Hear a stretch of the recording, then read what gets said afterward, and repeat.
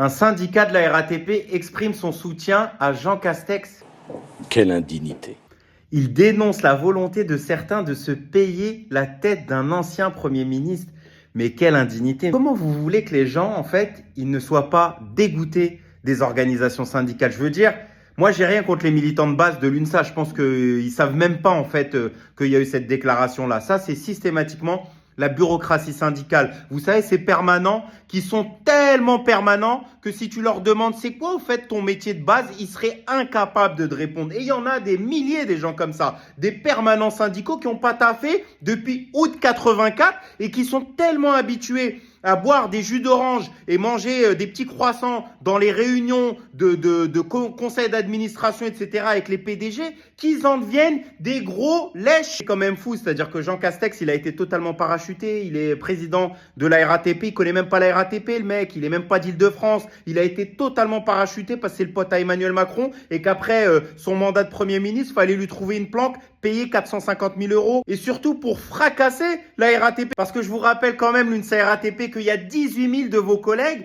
qui dans les prochains mois vont basculer au privé avec une dégradation importante de leurs conditions de travail et de salaire, qu'on est dans une entreprise qui cache aujourd'hui les VSS, qu'on est dans une entreprise qui fait la misère aux agents en arrêt maladie avec une augmentation de 61% des licenciements et réformes pour inaptitude médicale, c'est-à-dire qu'ils maltraitent les gens qui sont en situation de handicap. Et vous, votre préoccupation, c'est pas celle de vos collègues, mais c'est celle du PDG qui est en garde à vue pour faux et usage de faux, les amis. Vous savez, les bourgeois, ils piquent de l'argent déjà quand c'est légal et ils arrivent quand même à trouver illégalement comment contourner le système qu'eux-mêmes ont créé pour s'enrichir encore plus. Et tu as un syndicat qui ose apporter son soutien à ça dans une des périodes les plus dures pour les agents de la RATP, dans une période où une entreprise historique, un emblème du mouvement ouvrier de ce pays, qui a été dans de nombreuses grèves, est en train de se faire fracasser la gueule avec des agents qui se font licencier, harceler, etc.